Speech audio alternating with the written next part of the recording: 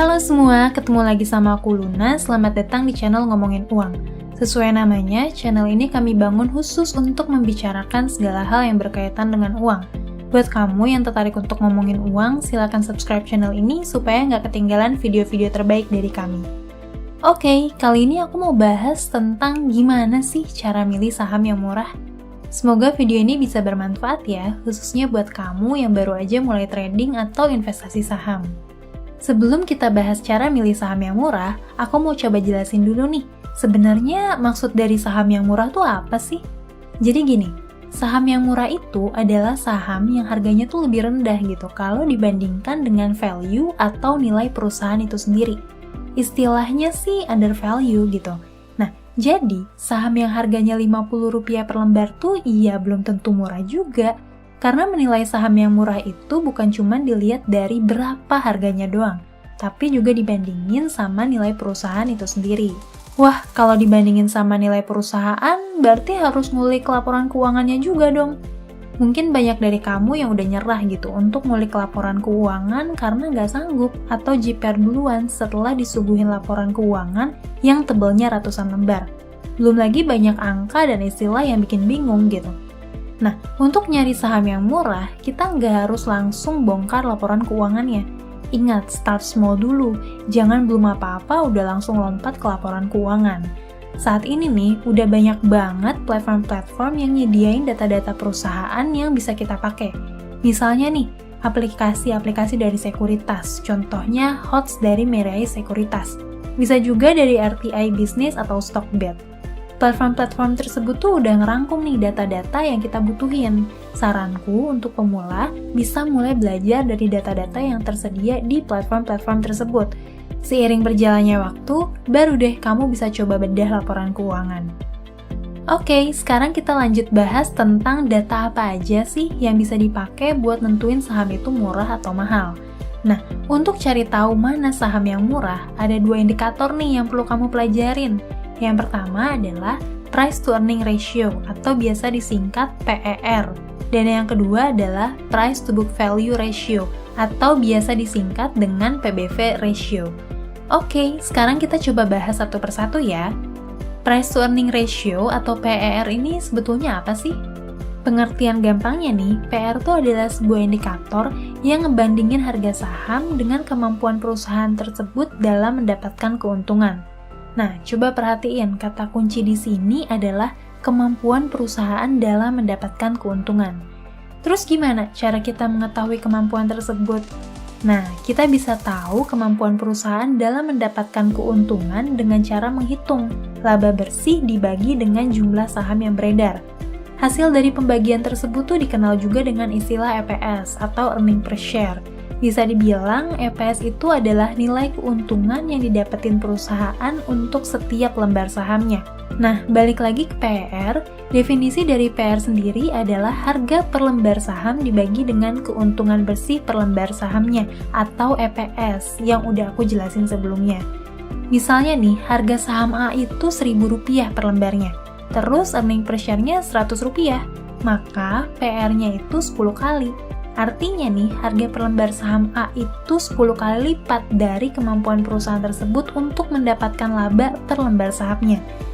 Nah, dari platform-platform saham kayak RTI Business atau Stockbit, kamu tuh udah bisa langsung dapetin data PER-nya tuh berapa gitu. Jadi nggak harus ngitung lagi. Misalnya nih, di Januari 2020, PER BCA itu 30,4 kali. PER Astra International itu 13,5 kali, dan PER Unilever itu 43,5 kali, dan lain-lain. Oh iya, angka PER ini berubah-ubah ya, mengikuti pergerakan harga dan earning per share perusahaan yang bersangkutan. Secara umum, semakin kecil angka PER itu, iya artinya sahamnya semakin murah gitu atau under value. Sementara semakin besar angka PER, iya berarti sahamnya semakin mahal gitu. Nah, sekarang kamu mungkin bertanya-tanya, berapa sih PER yang dianggap murah? Berapa juga sih PER yang dianggap mahal? Nah, untuk ngejawab itu, sebetulnya kita nggak bisa ngambil patokan harga yang sama untuk semua industri bisnis. Jadi, salah satu cara untuk ngelihat berapa patokan PER yang mahal dan murah itu adalah dengan ngebandingin PER suatu perusahaan dengan rata-rata PER perusahaan lain pada industri yang sama. Selain itu, ada juga nih pendapat dari para trader-trader atau investor saham berpengalaman yang ngasih patokan umum PER yang dianggap batasan mahal atau murah.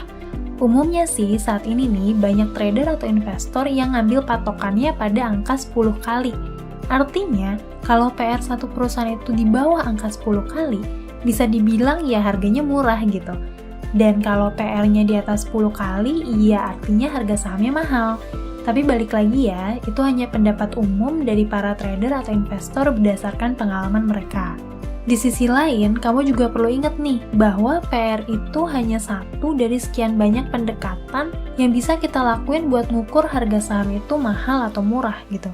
Kamu juga harus paham nih, bahwa nggak semua saham murah itu bagus dan layak untuk dibeli. Perlu pertimbangan dari aspek lainnya juga, misalnya nih, berapa pendapatannya, rasio hutangnya, beban pajaknya, asetnya, dan lain-lain.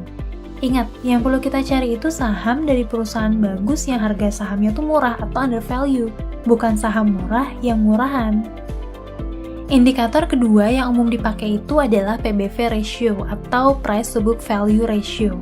Pengertian gampangnya nih, PBV ratio itu adalah sebuah indikator yang ngebandingin harga saham dengan nilai kekayaan bersih perusahaan tersebut.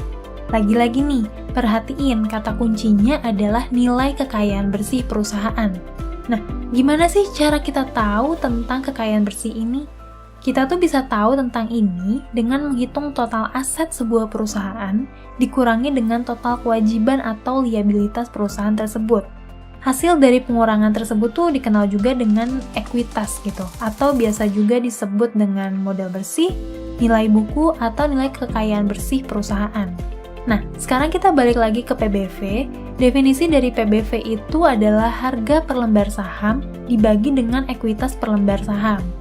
Jadi, misalnya nih, harga per lembar saham B itu Rp1.000, sementara ekuitas per lembarnya itu Rp2.000. Maka, PBV ratio perusahaan tersebut tuh 0,5 kali gitu.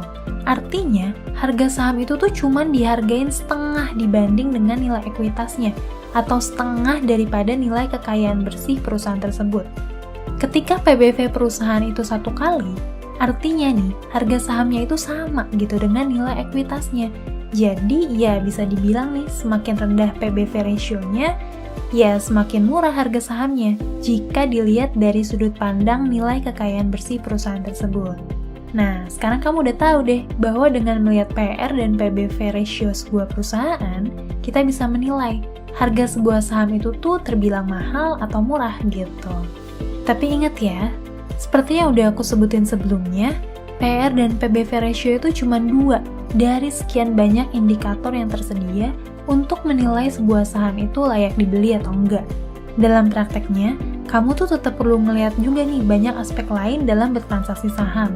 Misalnya nih, kondisi ekonomi, pengelolaan utang perusahaan, kondisi industri yang terkait, dan masih banyak lagi. Yang pasti, semua topik itu akan aku coba bahas dengan lebih detail di video-video berikutnya. Oke, segitu aja informasi yang mau aku share. Semoga video ini bisa bermanfaat dan menjadi pembelajaran untuk kita semua. Kalau ada hal yang mau ditanyain, atau request topik selanjutnya, atau ada komentar lebih lanjut terkait topik kali ini, silakan tulis di kolom komentar ya. Jangan lupa juga buat like, subscribe, dan nyalain lonceng notification supaya nggak ketinggalan video-video terbaik seputar dunia keuangan dari kami. Sampai ketemu lagi di video selanjutnya, tetap di channel Ngomongin Uang, karena ngomongin uang nggak ada habisnya.